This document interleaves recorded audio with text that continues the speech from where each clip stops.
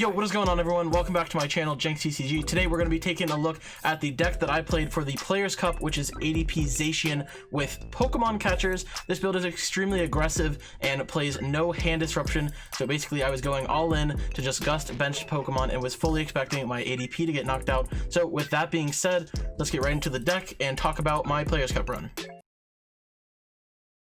So you want to get my deck list and didn't go to Pokemon.com. You're already here, so why not hit that subscribe button to stay updated on all my uploads? I'll wait. Alright, now that you've hit the subscribe button, let's get into my Players Cup run. Alright guys, here is the deck list for my Players Cup deck. This is ADP Zacian with Pokemon catchers.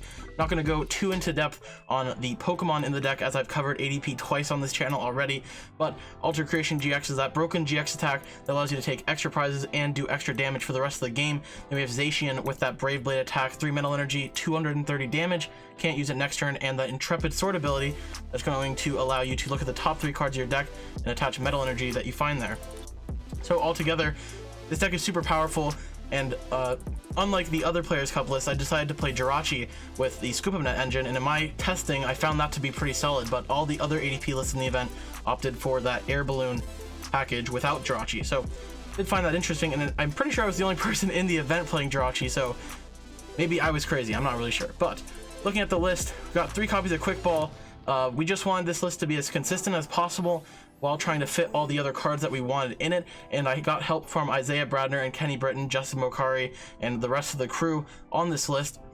But looking at the list, the 3 Quick Balls, you can grab Dedennes and you can grab Arceus Dialga Palkias, which are 2 of the most important parts of the deck, so we felt why not make it 3, just so you have that added consistency in order to find those cards.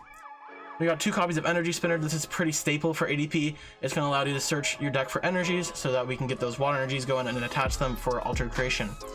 Then we got 4 copies of Energy Switch. This is a maxed out count, and the objective was that I wanted to be able to turn 1 GX going second as likely as possible. So that's why a lot of the counts are super high in this deck, because I felt in testing that if I ended up going second and didn't GX, I would be on a huge back foot. So I wanted to be able to get the turn 1 GX no matter what going second, and for the most part it worked out. Some of the game I was streamed, I don't remember exactly what happened, but I know in the other games I played I was kind of able to get it successfully. In testing it worked a lot more than it did in the actual tournament. We got 4 copies of Metal Saucer, nothing really new here. Then the kind of what sets my deck apart from other people's decks, we have 4 copies of Pokemon Catcher.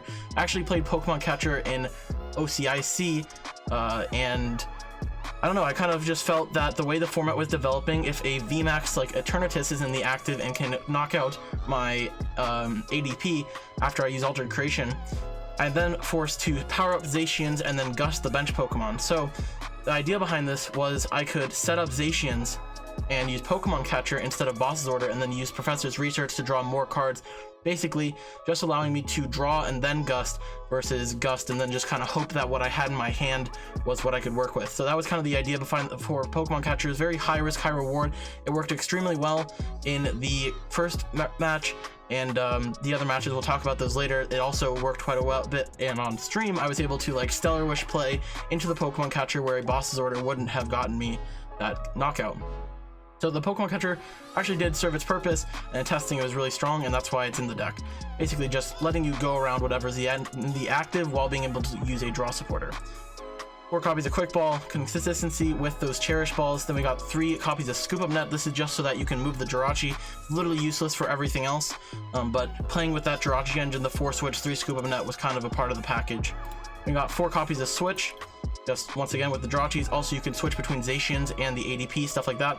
Then we have 2 copies of Turbo Patch, similar to Pokemon Catcher, how I wanted to focus on being able to draw and then set up that way instead of using Boss's Order. Turbo Patch was supposed to give more outs to Metal Saucer type effects. Obviously, if you flip a heads, you can put an energy from your discard onto your board. So I just wanted to increase the odds that I could get a Zacian into play and get swinging. So that's why there's only 2 copies of Turbo Patch. Looking back, this card wasn't super effective. Obviously, it's on a coin flip, so it doesn't always work, similar to Pokemon Catcher, but for the original purpose, I liked it. We got 2 copies of Boss's Order.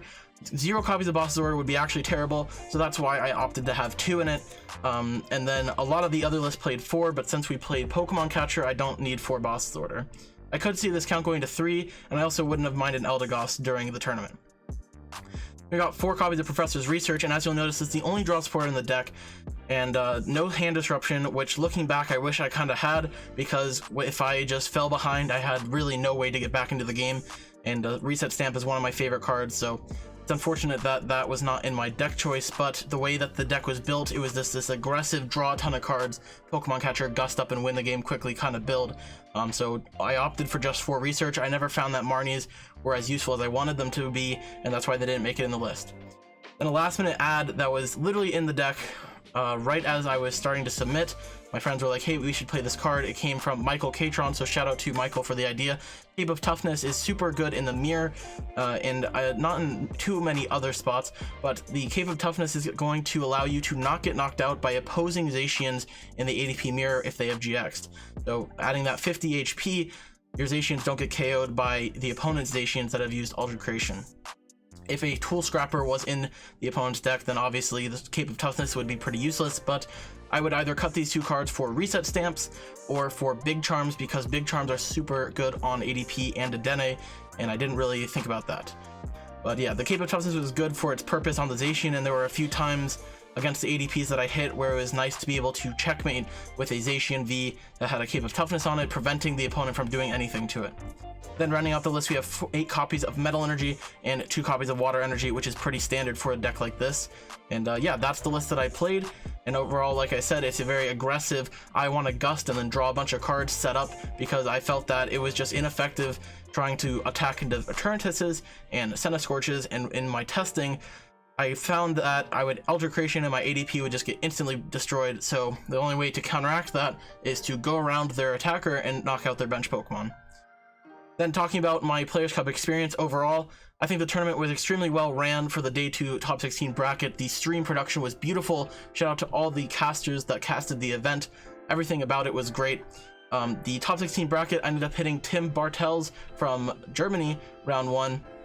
And he was playing ADP with 4 air balloons, and it looked pretty simple, not a whole lot of spicy stuff in it, and basically the games kind of just went flip-flop. I won game 1, lost game 2, won game 3, and Pokemon Catchers were extremely important in that matchup, and I would not have been able to win without them. So overall, round 1 I won. Then round 2, or winners round 2, I hit Hytor Gomez. This match is streamed on Pokemon's channel, Twitch channel. I'm not really sure where it is, but it's out there somewhere if you wanted to go find it.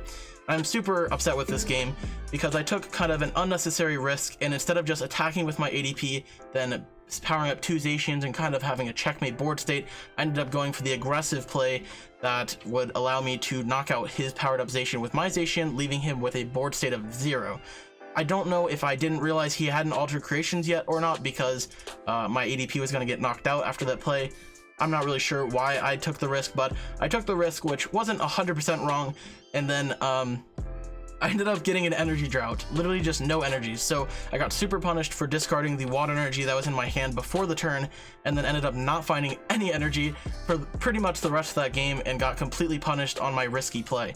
The commentators did a really good job of outlining that, and overall pretty disappointed with that. And then, just to add on to that, I had an opening to win the game with some Jirachi plays, getting an energy spinner, then taking a knockout and just setting up another board state. That would have been completely fine, but you can even see this on the stream where I'm kind of just thinking about what I'm doing, and when I was playing the match, I couldn't remember which Jirachi I had Stellar Wished with, and sure enough, I retreated my Zacian, or switched into the wrong Jirachi that had not used its ability yet, and got punished, basically burned in effect, where if I had just gone to the other Jirachi, I would have been completely fine, and I ended up hitting the energy spinner, which is even more sad. So some blunders on my part, some risk that was completely unnecessary, and overall I just got way too aggressive, and I'm pretty upset with how I played in that match. Game 2 I ended up bringing it back and won, and then game 3 I have the option to donk his Duraludon, and I go super hard for this donk, and I ended up discarding my second Dedenne off of, I don't remember what I did, but I'm pretty sure I Cherish Balled and then put it to my hand without thinking, so I discard both Dedennes in my deck and the Crobat, and 3 researches hit the discard as well going for this donk. I did not hit the donk, and then my opponent was able to Marnie me and then set up. After those Marnies, since the deck only plays 3 research, 2 Dedenne, 1 Crobat, that left me with 1 Professor's Research in my deck, and I did not draw it. So I had to use Zacian's Intrepid Sword and basically just kept sitting there not drawing what I needed to progress the game, fell behind, and then Hytor was able to win game 3. And just kind of a disgusting game 3 that ended up unfolding, and I should have just been more careful with the Dedenne. So overall, a really poorly played set for myself, and definitely not happy with the way it ended. So yeah, little mistakes by me. Then I ended up getting paired against Austin Lanham, and he was playing Eternatus. The game 1 he wins, game 2 I win, and then game 3 I end up Stellar Wishing into a 7-card deck. All I need is Metal Patch or Metal Saucer to win, and I do not draw it. I believe that's how that game went. I'm not 100% sure. We're looking at the VOD before this and now I can't remember, but I'm pretty sure I Stellar Wish into a 7-card deck. All I need is the Metal Saucer, and I whiffed it and lost. So that brought an end to my Players Cup event, and yeah, not super happy with how I played against Hytor, but GG's to him and all the other people that I played. And yeah, that's gonna do it for my Players Cup report. A little bit of a disappointing end for myself, but I'm super happy with how everything went, qualifying with Pikarom.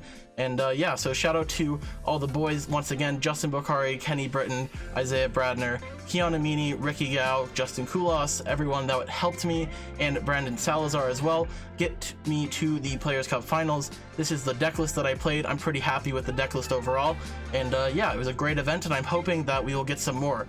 So by the time this gets uploaded, you will have seen the interviews with the other players, so congrats to Jack Miller for winning, Matthew Burris for the 2nd place finish, and then Victor and Tord for their 3rd and 4th finishes. So yeah, that's gonna do it for this video. I hope you guys enjoyed. Thank you for watching, and I'll see you all in the next video. See you guys.